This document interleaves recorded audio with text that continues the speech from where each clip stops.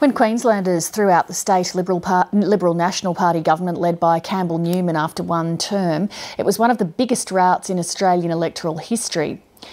Since then, Campbell Newman has kept a low profile. But he has cooperated in the publication of an authorised biography called Can Do, which is due for release next week. The former Premier is scathing about the quality of political and media debate in this country, and he says it's going to be difficult for the new Prime Minister, Malcolm Turnbull, to weather it any better than his predecessors. Campbell Newman joined me from Brisbane a short time ago. Campbell Newman, thank you very much for coming in. Good evening, Lee. Thanks for having me. With the benefit of a bit of distance now from events, what do you think went so wrong so quickly for you in Queensland? I think it was the pace of reform. I think it was the necessity to make some really tough decisions sadly, and this is one of the things in the book, it is very difficult in Australia today with the way politics is played and the way things are covered to actually have what Malcolm Turnbull's been talking about, which is a conversation with the community. I'm afraid that's one of the things we're really talking about in the book. It does make reform hard. But we made some dud decisions, but they were dud politically, but they were actually in the best interests of Queenslanders, and that's what we're seeking to explain. What do you think are the things in the political and the media environment that make tackling big reforms difficult? It's really the way I think that there's a toxic atmosphere now in politics, great focus on personalities, and I acknowledge the pressures that are on particularly the commercial media, but it's manifested in what is known around the traps as clickbaiting, where people have to really put forward fast, sensational type stories to get the attention of people out there in the community. But, obviously I would say this probably because I'm in the media, but that's not the only problem. It's also the way that politics is conducted. Oh, for sure. And politics is being played in a very hardball, personal way. I hope that some of the things we're saying in the book will get a bit of a debate going about the way we want to conduct debate. I mean, I hope people will perhaps reflect on perhaps kindler and gentler times where we did focus on policy and we actually went after people's policy ideas, not their personalities. But that's exactly where we've been. I mean, I've been shocked, for example. Let me just show you how I feel about it, really. I mean, the way that Julia Gillard was treated by Alan Jones was totally unacceptable. How dare somebody refer to the Prime Minister of the country in those ways, in that way that he did on a number of occasions. In terms of personalities, though, the reality is in politics, you're going back as long as you like, personalities are important because you're the front people out there who are trying to persuade the public of the merits of your policies.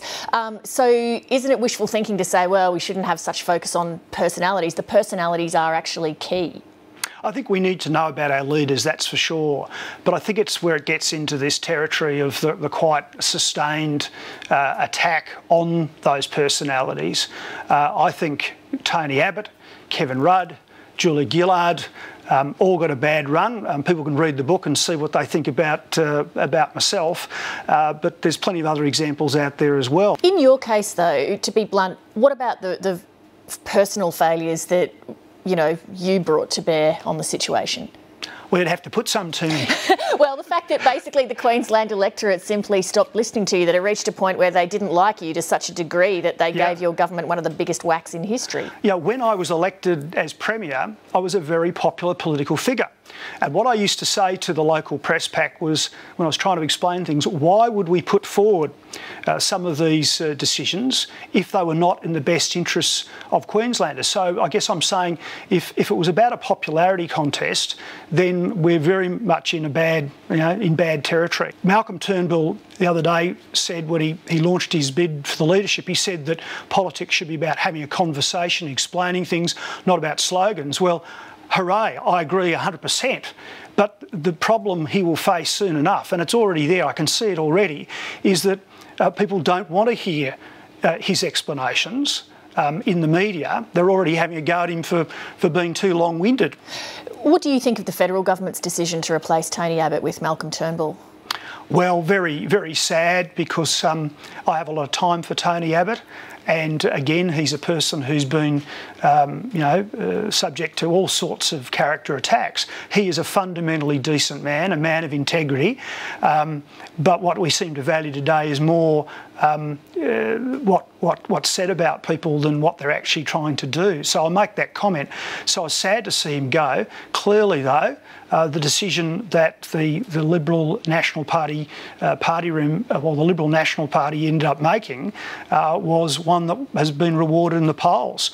And I hope Malcolm Turnbull succeeds. He's a fine man as well. I'm just worried where it goes in the long term. He's been pulled down once before, and sadly I see the signs already that I was reflecting before.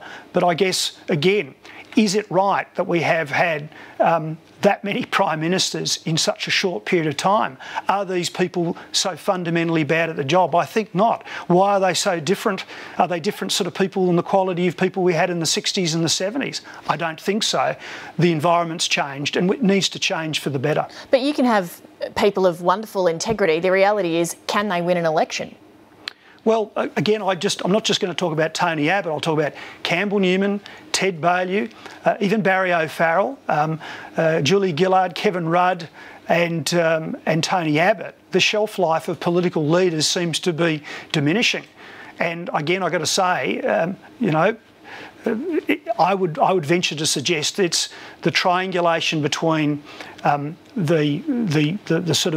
attitudes in the community, the use of social media, and the way politics is being reported. One thing I'll just venture as well, I didn't mention before, is it's clear to me that politics is particularly being treated by the commercial TV stations as some sort of reality TV show. They've got cooking shows, they've got Big Brother houses, they've got renovation shows, and there's a very similar theme that runs through their political reporting. And I mean, probably Twitter's going nuts now denouncing me, but that's what's going on. Campbell Newman, much to think about there. Thank you very much for coming in. Thanks so much, Lee. It's been a privilege.